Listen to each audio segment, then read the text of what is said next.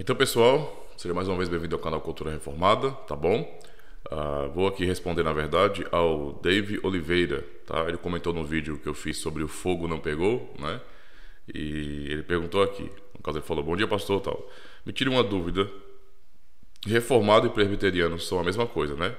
Ou tem diferença? Obrigado pela pergunta, irmão, é importante isso aí, tá? Por um lado, sim, é a mesma coisa. E por outro, não, né? Há diferenças, tá bom? Deixa eu me explicar primeiro isso. Reformados, não é? E presbiterianos são ambos reformados, certo?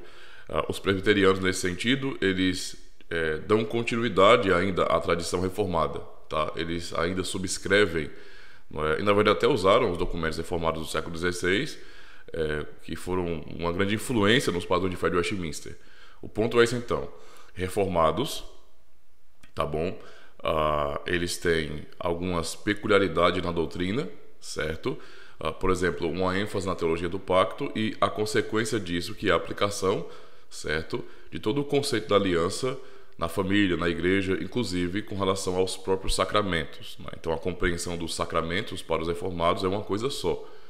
Por isso, reformados batizam seus filhos, tá bom? Como consequência da compreensão do pacto, de que os filhos fazem parte da aliança, nesse sentido, e, portanto, porque fazem parte, devem receber, né, o sinal.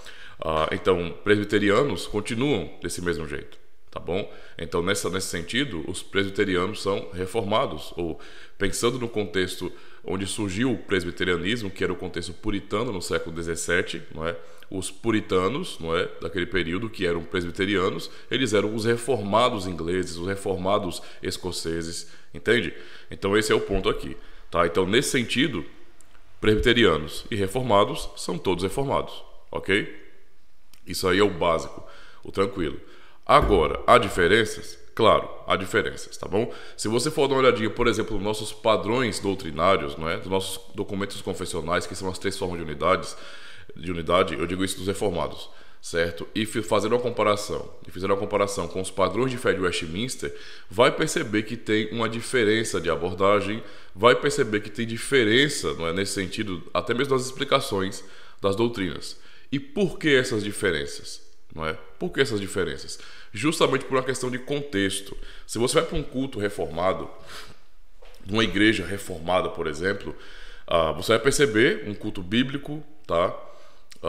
Um culto que você, por exemplo, em algum momento do culto de manhã ou à noite, a leitura dos 10 mandamentos ou a confissão do credo apostólico, nós temos essa prática, certo? O que não é tão comum nas igrejas presbiterianas, digamos assim, usar as confissões no culto, por exemplo, né, para que todos possam conversar juntos no culto solene, afirmando a fé. Vai perceber, por exemplo, que os presbiterianos, não é, diferente dos reformados, eles têm documentos que são muito mais detalhados, né? Então, os padrões de fé de Westminster são muito mais detalhados, muito mais específicos do que os reformados. Alguns vão querer dizer que os padrões de fé de Westminster são os melhores, né? A confissão de fé de Westminster é a melhor, sendo que ela fez uso da própria confissão belga, que é nossa, né, para a sua composição. Então, a confissão de fé de Westminster, ela é realmente ótima. Eu não posso negar que os padrões de fé de Westminster, no sentido geral, eles são documentos mais maduros no que diz respeito ao debate teológico, tá? Isso aí não tem dúvida. Ao mesmo tempo, nós temos que entender que essa diferença que existe nos padrões doutrinários, não é, refere-se muito mais ao contexto.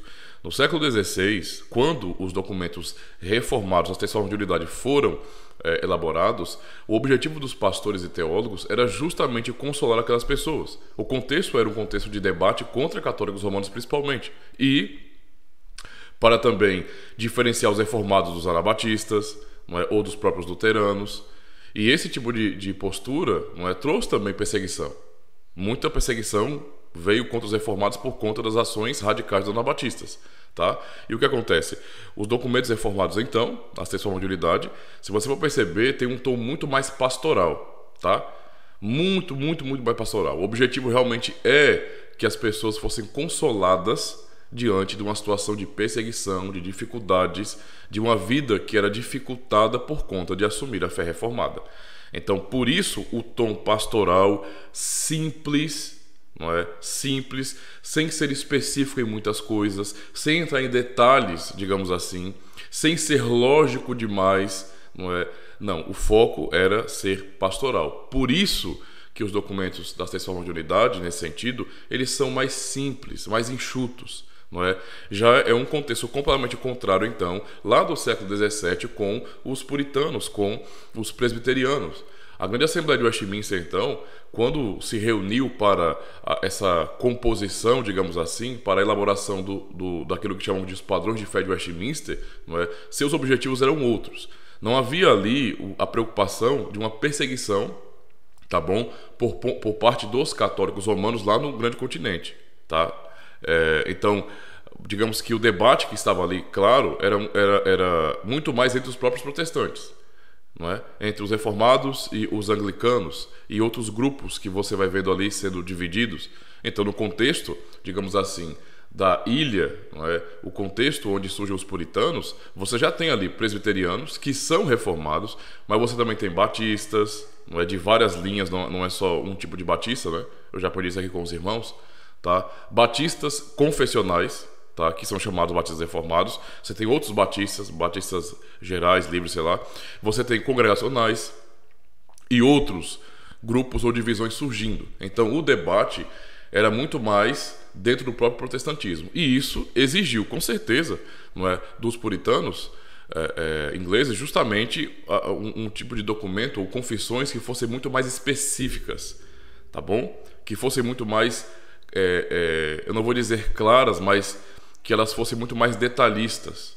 Elas explicassem, não é, deixassem tudo mastigadinho nesse sentido, tá? Por isso, você vai perceber que os padrões de fé de Westminster parecem ser muito mais maduros teologicamente do que as três formas de unidade, mas é uma questão de aparência apenas, tá bom? São padrões doutrinários realmente maravilhosos, são reformados, certo? São reformados. Se nós formos nos esforçar em termos lógicos, vamos chegar também às conclusões dos padrões de fé de Westminster, mas eles são assim devido ao seu próprio contexto de debate mais acirrado entre os protestantes. E as três formas de unidade não era esse o foco. O foco era o consolo, não é, daqueles cristãos. Ou seja, eles tinham que passar a doutrina, mas de tal maneira que ela fosse simples e pudesse trazer consolação àqueles irmãos, tá bom? Então, basicamente, as diferenças que temos entre reformados e presbiterianos são essas, não é? Por exemplo, mas aí os reformados, os presbiterianos também têm o diretório de culto de Westminster, não é? O princípio regulador de culto. O diretório de culto, especificamente falando, e os reformados não têm. Não, nós não temos o diretório de culto de Westminster, mas o princípio regulador de culto, sim. Não é? O princípio do regulador de culto já está muito bem explicado, por exemplo, na nossa explicação do segundo mandamento, que é justamente ensinar que nós não devemos adorar a Deus de uma maneira não ordenada.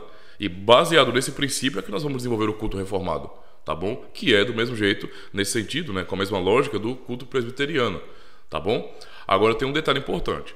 Quando eu falo que reformados e presbiterianos são todos reformados, mas que há diferenças devido ao contexto de surgimento das confissões, tá bom? Há pequenas diferenças nesse sentido, não significa dizer que toda comunidade que se diz reformada é de fato reformada e nem toda comunidade que se diz presbiteriana é de fato presbiteriana no sentido confessional.